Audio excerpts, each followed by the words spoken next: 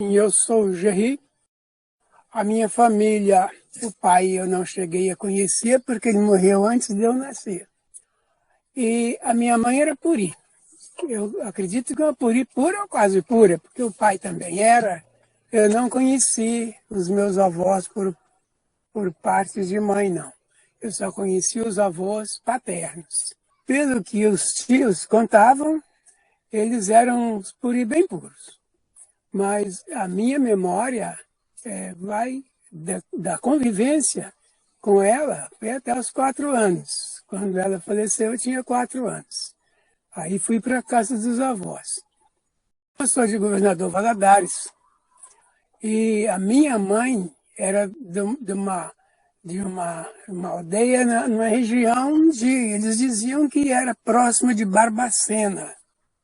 Mas os meus irmãos mais velhos não souberam me informar o certo onde era. Mas que eu perdi o contato.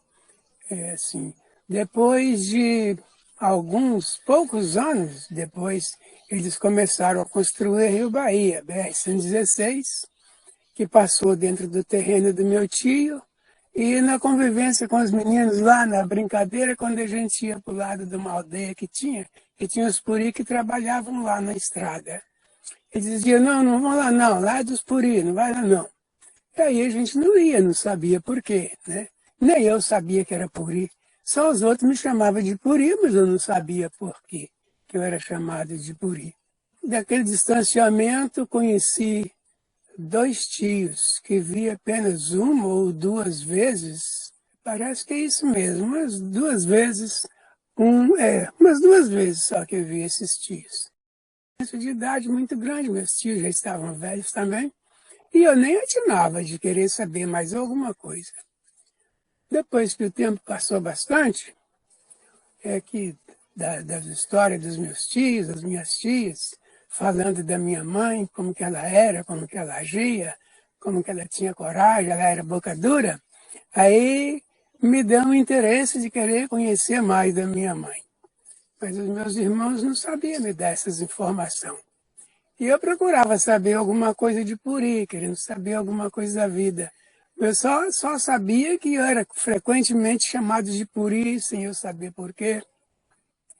Mas só agora, depois de muitos anos, e eu achando que era o último puri, eu comecei a pesquisar e eu achei, parece que daquela moça lá do Acre, que ela fez alguma coisa na universidade lá que me chamou a atenção, contou um conto puri, e aquilo me aguçou, e eu fiquei com muita vontade de conhecer o meu povo.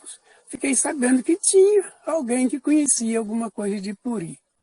Depois, uma vez falando com a minha filha, ela falou que tinha ressurgência, e aquilo me deu um ânimo, mas foi uma alavancada.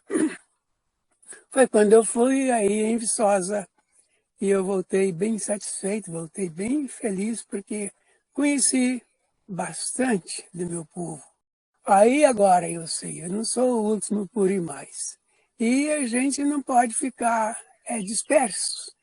Nós temos que nos juntar, porque a gente sabe que não está sozinho nesse mundo, né? Tem mais puri por aí, e eu acredito que se a gente juntar, nós seremos muitos. A gente, agora, analisando o que eu escrevi para minha filha, para Soraya, uma vez, falando sobre os puris parentes, né, os meus sobrinhos, onde estão, e tem bastante. E aí a gente vai descobrindo mais pessoas. Numa viagem, há pouco tempo atrás, eu conheci, falando do pastor da nossa igreja lá em Contagem, e sempre ele vem aqui visitar a gente, eu ia lá, falando desse encontro puri. Aí ele descobriu que era puri nessa conversa. Ele falou, então por isso é que minha avó fazia questão de ser chamada vó puri. Quando a gente falava vó, ela corrigia, vó puri. Mas ele disse que também não sabia por quê. Então descobriu também que é puri. E assim nós vamos nos encontrando, né? De vez em quando a gente encontra alguém mais. Nós temos que nos juntar. Quando já aos meus 6, 7 anos, eu presenciei a dança dos caboclos e era uma coisa bastante interessante. Tinha várias partes. Uma das mais importantes é aquela trança no mastro, que eles tecem uma fita, tanto faz de frente como voltando, desfazendo a trança, que eu achei muito importante. Mas as outras partes com o bastão, com a flecha simulada, com arco e flecha simulado, nós tivemos a oportunidade de brincar depois, quando já adulto, visitando os meus irmãos lá em Itabirinha de Mantena, eu conheci lá, numa região chamada Córrego Rico, lá na área rural da cidade, os parentes da esposa do meu irmão, que eram puris da região de Inhapim, aí próximo de Caratinga. E eles tinham ido para lá, já fazia bastante tempo, e eles conheciam bastante aquele brinquedo, e eu participei muitas vezes com eles lá. Então tinha aquela dança dos bastão, que aqui você tem que ter muita disciplina para não bater no outro, para não machucar o outro, mas eu achei muito importante por causa da disciplina contida naquela dança, naquela brincadeira. Mas foi só a parte que eu também fiquei conhecendo da dança do caboclo, foi essa. A música que uma vez eu falei que eu ouvia, essa aí eu ouvia, foi quando dos puris que trabalhavam na Rio Bahia, que eles cantavam, depois é que eu fui descobrir uma das palavras, quando naquele encontro lá em Viçosa, quando lá naquela época eles cantavam um verso que falava assim: é de Machachá, Caruachuá, é de Tanguaxi e Aranguaxanguá. Aí só o trecho é de Tanguaxi, e eu fiquei conhecendo lá naquela época, que falava de colar de dente de macaco. A outro restante da tradução eu não consegui também, ainda até hoje tenho uma dúvida. Agora, depois de convivência assim, com puris, com aldeado, com costumes e alguma coisa assim referente, eu não tenho convivência. Tentei buscar memórias e aquilo que foi vindo na minha ideia, eu fui escrevendo minha memória, porque eu passei a conviver num outro mundo que não era puri. Também já estavam dispersando, todos eles, né, as indústrias começando a aparecer, e nossos puris foram engajando nas empresas, e foi diminuindo aquele laço que a gente poderia ter depois. Uma certa época, o meu tio, pegando um fruto que eles chamam de fruta de cutia, que cutia come muito aquele fruto, mas ele é muito gorduroso. E o pessoal usava na roça para fazer sabão. Mas eu não sabia, eu sabia que minha mãe fazia sabão com aquilo. Mas eu perguntei para o meu tio assim: a gente come isso? Ele falou: olha, come, mas não pode comer não. Mas não pode por quê? É porque faz mal, mas que mal que faz? Ah, dá problema de estômago, dá negócio assim. Aí fiquei na dúvida. Aí pegou um pedacinho daquela semente, tapecou ela lá no fogo, voltou com um pedacinho minúsculo para mim e falou: olha, eu estou pegando isso para você aqui, eu sapequei ela para tirar um pouco da gordura, porque faz mal, porque eu sei que você vai tentar comer para saber o que faz. Então, para evitar isso, eu trouxe para você já sapecado, só para você provar, que eu queria saber que gosto que tem. Falei: tem gosto de amendoim. Aí eu falei, ele me deu aquilo, ele falou: eu trouxe para você saber como eu gosto disso aí, porque senão você vai comer depois e vai passar mal, e vai comer exagerado, não vai saber, vai. Então você tem que saber, porque você é muito teimoso, você tem que saber tudo certo. Então eu estou trazendo esse pedacinho. Eu comi realmente, daí um pouquinho eu estava fazendo vômito. Ele falou: viu, é muito perigoso, não pode comer isso aí. Que eu queria saber, tudo se falasse, se faz mal, eu queria saber que mal que fazia. E eles diziam: não, isso por aí, pessoal falava, esse Puri é muito teimoso, ele quer saber das coisas. E eu falava, eu quero mesmo. Eu falei com o meu irmão assim, eu quero ler. Aí ele falou, mas como é que lê? Você tem que ir na escola. Eu falei, mas como é? Eu não podia ir na escola. A minha mãe já tinha morrido, os meus avós estavam bastante velhos.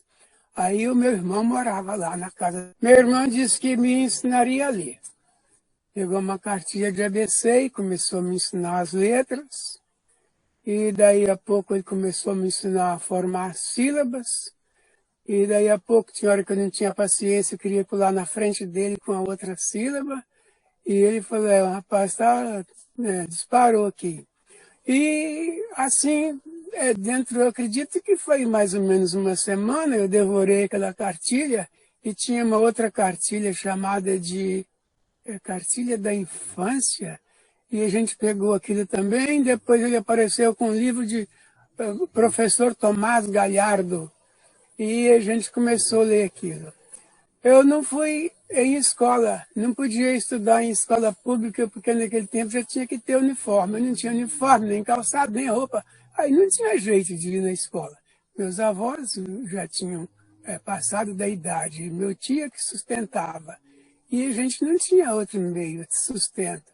Eu não podia ir na escola pública, porque tinha que usar uniforme. Mas aí tinha uma senhora lá no meu bairro, a dona Ercília, que aquela foi uma mãe, ela foi tudo pra gente. E ela me levou para a escola dela, que era particular. E ela me ensinava, né? Eu perdi 2 provas, porque na época eu tinha que comprar o material, era papel almaço para fazer as provas. Custava, naquele tempo, R$ 1.500. Pois eu não tinha nem R$ 500. Aí fiquei sem fazer prova. Por 10 anos eu não fiz prova. Mas eu continuei lá e aprendi com ela bastante e infiltrei numa associação de escoteiros. E lá eu fui carolista da turma e ia acontecer um fogo de conselho lá no município próximo e a associação escoteira ia lá. Mas eu não pude participar disso, só podia participar dos ensaios, da banda, das reuniões, mas sair para qualquer lugar não podia, não tinha a menor condição. Aí disse que quando alguém procurou lá o menino que era tarolista, que era do tarol de repique, ele não pode vir, não. Mas então, assim, eu continuei com a dona Ercília lá, e eu escrevi essa história, o registro, eu fui me registrar, porque não era registrado, e chegou a época de tirar a carteira profissional, eu tinha que ter registro, aí eu não tinha. Aí a dona Ercília forneceu os dados que eu precisava de escrever, eu sabia ler e escrever, modéstia à parte, já escrevia bem nessa época, eu anotei tudo e levei lá. Aí eu consegui tirar uma carteira profissional. Mas como me falou, eles me pediram a certidão de nascimento. Aí eu falei, mas já que eu pego isso, não, vai no cartório e pega lá, ué. Aí eu cheguei no cartório e falei que me dá os dados de nascimento. Aí quando dei o nome da mãe, eles anotaram o nome do pai, eu falei que era o João Mercedes, mas perguntou se eram casados civil, eu falei não. Não era mesmo, eram casados só na igreja. Aí não podia botar o nome do pai, porque tinha que pôr o nome só da mãe. O pai foi ignorar. A minha habilitação também eu tirei sem ter 1 hora de autoescola. E fui lá. Naquele tempo não tinha Detran nas cidades de interior. Saía uma banca examinadora da capital e ia percorrendo aquelas cidades maiores. O governador Valadares era uma das maiorzinhas, e o pessoal das cidades em volta, lá de todo o entorno, ia. Aí eu fui também. E eu voltei de lá com a minha habilitação, mas eu não tive nenhuma hora de autoescola. E assim eu fui levando a minha vida até.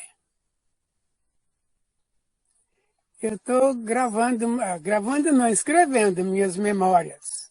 Mas são contos, alguma coisa que memórias mesmo, mas não como lembrança ou recordação do mundo puri, né, da vida puri, não.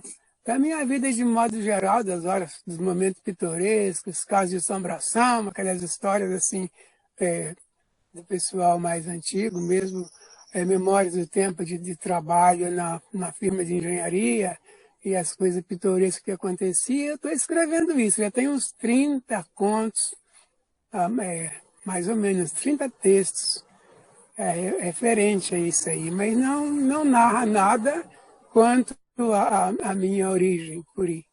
A respeito da minha vida, eu pude observar alguns detalhes. O modo de vida, a raça, o tipo, né, as coisas, que eu vejo que é um pouco diferente da branquitude, que é o que comanda a nossa nação ultimamente. Mas, então, pensando nisso, eu fiz um poema e até reclamando, sentindo falta dos meus, porque eu não sabia onde poderia estar se tivesse. Foi quando eu pensei ser o último por isso eu fiz esse poema assim. Eu sou brasileiro nato, não sou branco nem mulato, pois sou filho de puri. Minha tribo pequena, de gente de cor morena, que feliz vivia aqui. Era uma tribo pequena, de gente de cor morena, que feliz vivia aqui. Em paz e com harmonia, assim meu povo vivia, com justiça e muito amor. Tomando conta da selva, das cascatas e da relva, amando do Criador.